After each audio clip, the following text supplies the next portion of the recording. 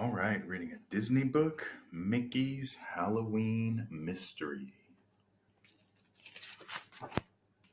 Mickey and Friends. This is the mystery at the haunted hotel and the case of the missing hat. Mystery at the haunted hotel. Hooray, shouted Morty, we're on our way. We're on our way to a haunted holiday, Ferdy sang. Hop in the car, Pluto, Mickey said. Then we'll be off to Haunted Hollow, the spookiest Halloween town of all time. Do you think we'll see a real ghost? Morty asked. Mickey laughed. There's no such thing as a real ghost. After a long drive, Mickey, Pluto, and the boys arrived at a haunted hotel in Haunted Hollow. This place sure is creepy, said Morty.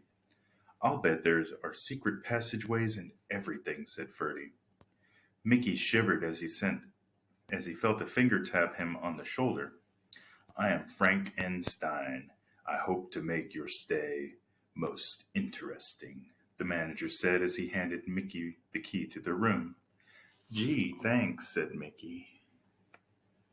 Yeah, did they make it there?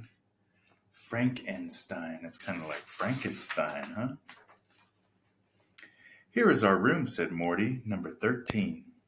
I can't see a thing, Mickey said as he walked in. Someone find the light. This must be it, said Ferdy as he flipped the switch, but the light did not go on. Instead, they heard a strange noise. Schlop squeak. I guess this light switch doesn't work, said Ferdy. Finally, Ferdy found one that did. Wow, said Morty, this place is spooky. Look at all those cobwebs. How do you like it, Pluto? Mickey asked. Pluto, where are you? Yeah, did Pluto get scared and he's hiding?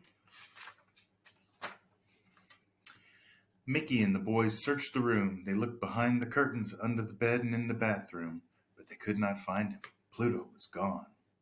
Have you seen our dog? Mickey asked Frankenstein. He seems to have disappeared. Disappeared, Frank repeated.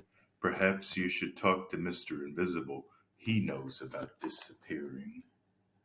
Yeah, it's that big old Frankenstein host they got there. Can you help us find our dog? Mickey asked Mr. Invisible. He seems to have disappeared.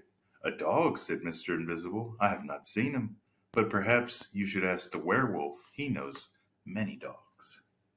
I've not seen your dog, said the werewolf, but I would love to meet him. Allow me to introduce myself, said a man in a long cape. I am Count Vampire. Would your dog happen to be a bloodhound? No, said Mickey. Then I'm afraid I cannot help you, said the Count. Yeah, they running into the Invisible Man, the werewolf, the vampire. Mickey and the boys searched and searched, but no one had seen Pluto. They returned to the room and sadly went to bed.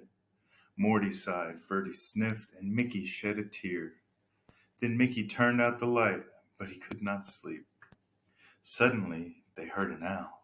Ooh, ooh, ooh. It's a ghost, said Morty. Don't be silly, there's no such thing as a ghost, said Mickey.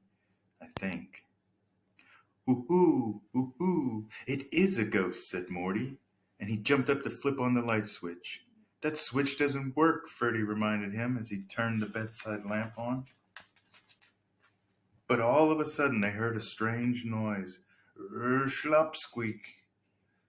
Then a secret door slowly opened and with Pluto right behind it. Pluto howled with happiness. Ooh, ooh. I guess that light switch doesn't work as a light switch after all, said Mickey, but it must control the secret sliding door. Mickey and the boys gave Pluto a big hug. See, boys, said Mickey, I told you there was no such thing as a ghost. Ooh, woo, woo. Pluto howled in agreement. Yeah, they thought it was an owl, but it was just Pluto hiding in the wall because he got stuck behind the door. The case of the missing hat. Detective Minnie Mouse looked out her office window. The flowers were in bloom, and the birds were singing as they built their nest. Suddenly, Donald Duck burst in, making lots of noise. Calm down, Donald, said Minnie. I can't understand a word you're saying. Donald pointed to his bare head. Finally, Minnie understood. Your sailor hat, she said. It's missing. Yes, yes, yes, yes. Donald jumped up and down. I'm getting an award tomorrow, and I don't have to wear my hat to the party they're having for me. No one will know me without my sailor hat, Donald said. I won't even know myself. Yeah, he's kind of hard to recognize without his hat. Just looks like another duck. Leave it to me, said Minnie. I'll find your sailor hat. First they went to Mickey's house. Look, said Minnie. Look behind that shade.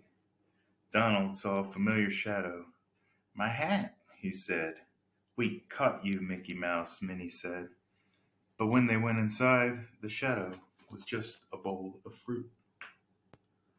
Yeah, they thought it was the hat, but it was just some fruit.